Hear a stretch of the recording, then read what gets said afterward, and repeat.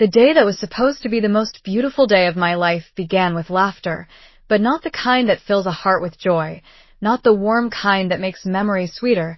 It was the laughter of betrayal, the cruel cackling of people who carried my blood, the very ones I trusted most in the world, the people whose faces had always meant safety to me.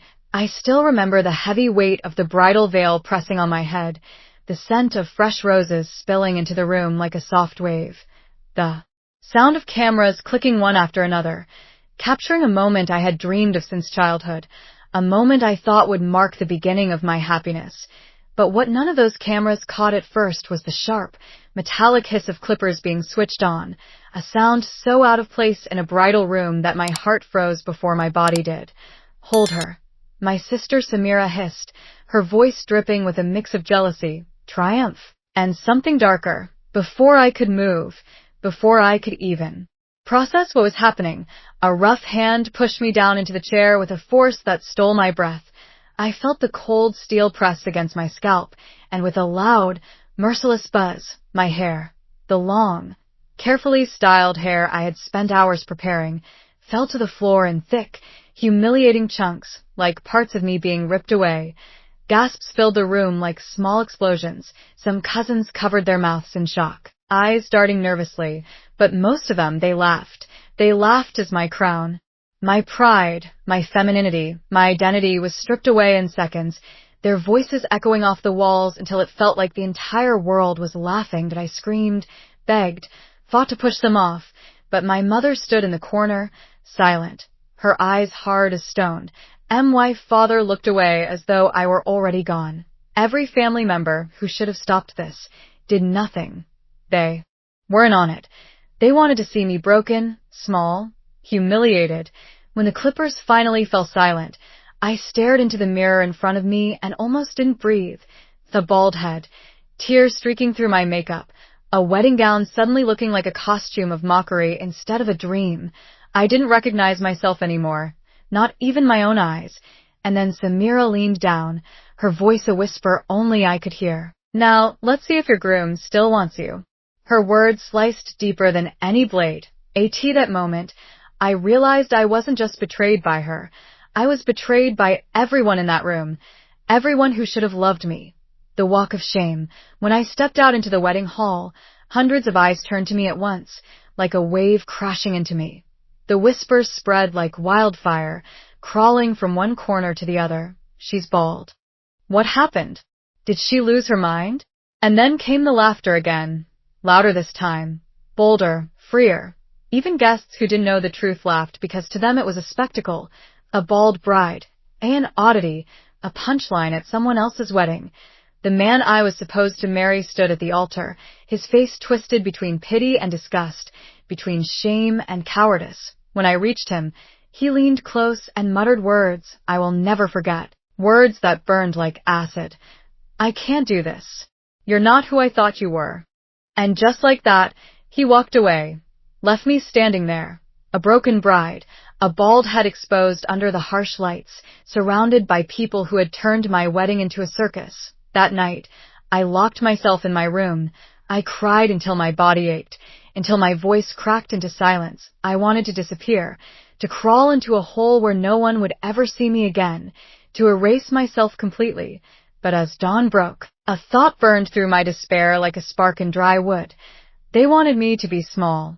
They wanted me to hide. If I do that, they win, rising from ashes. The following weeks were the hardest of my life. That I avoided mirrors, that I avoided people, that I avoided my family like they were poison. But slowly, something began to change inside me, something I couldn't name yet. Every time I saw my reflection, bare scalp, wounded eyes, I felt the anger hardening into something else, strength to slow, steady strength, like steel forming under fire. And I started reading books about powerful women who had faced humiliation but rebuilt themselves from dust. I began journaling, pouring every drop of pain onto paper until it transformed into fuel.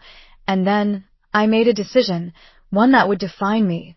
I wouldn't cover my head, I wouldn't hide behind wigs or scarves, I would walk into the world bald, and I would own it, even if my hands trembled the first few times.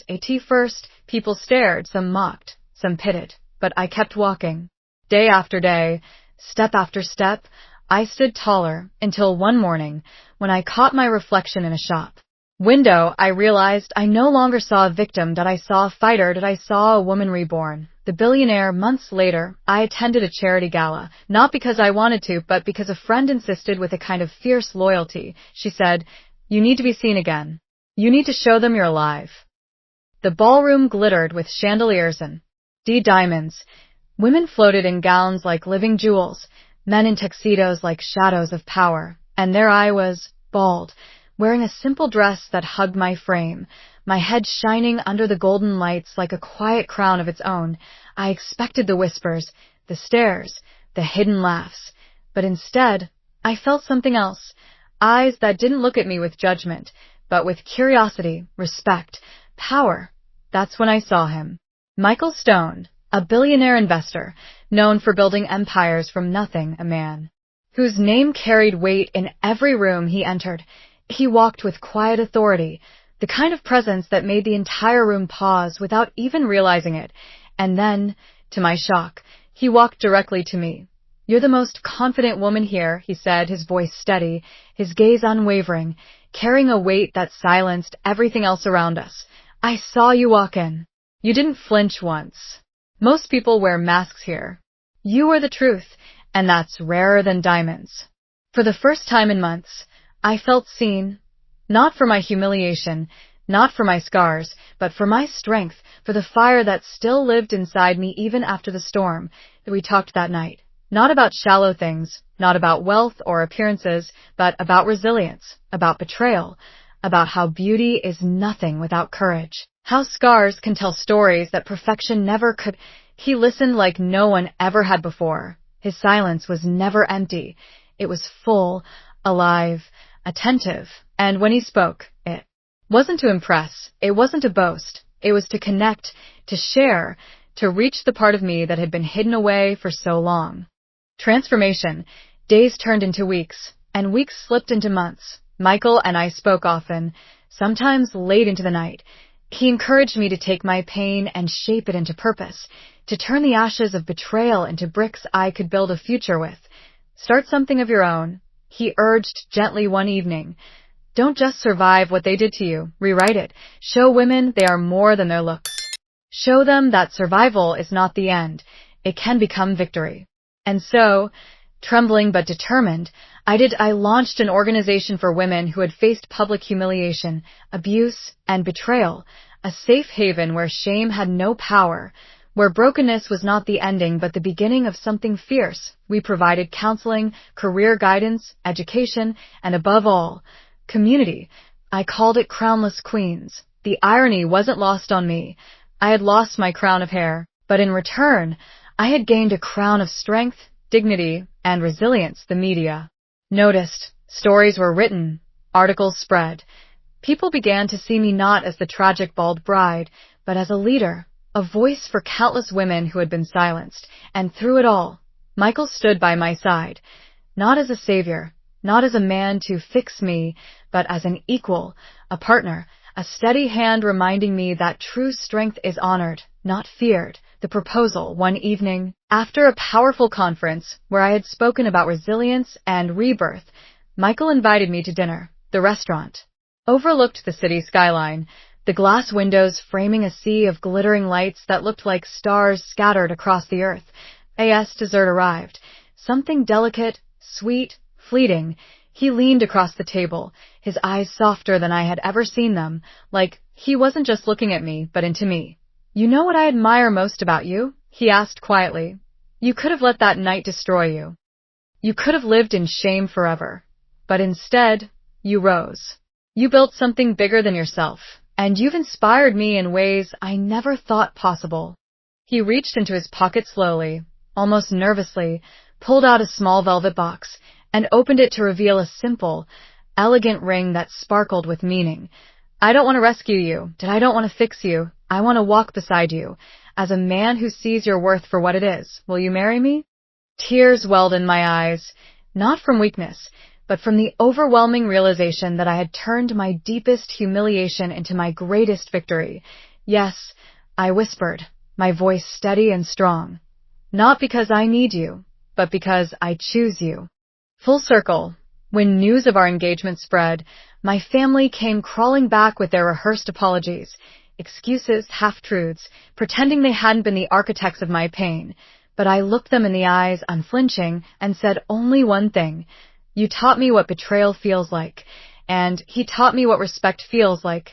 I forgive you, but I will never return to you.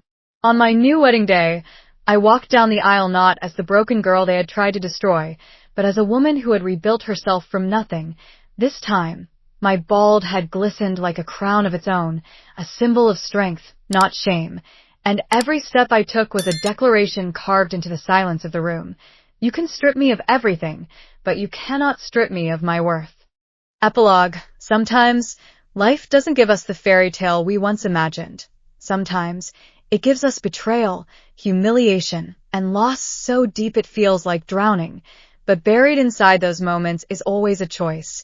To stay broken, or to rise. I chose to rise. And in rising, I found love, purpose, and a crown no one can ever take away. Because real queens don't need crowns of gold, or diamonds, or even hair. They carry their crowns within, and that is a power that cannot be stolen. Life tried to break me on. The day I should have been happiest, the people I trusted most stripped me of my crown, and the man who promised to love me walked away when I needed him most. But what they didn't know is that humiliation is not the end. It can be the beginning. I turned my pain into power. I built a life where scars became symbols of strength, and betrayal became the fire that forged me into who I am today. I found love, not the shallow kind that vanishes when beauty fades, but the real kind that sees worth where others see weakness. And I built something greater than myself, a movement that tells every woman who has ever been broken, you are still a queen, even if you wear no crown. So, if you take anything from my story, let it be this. People can laugh at you. They can strip you of everything you thought made you worthy. They can leave you standing alone on the very day they swore to stand by you, but they cannot take your worth. They cannot take your strength, and they can never, ever take away the crown you carry within, because real queens are not made by gold or hair or approval. Real queens are made by fire.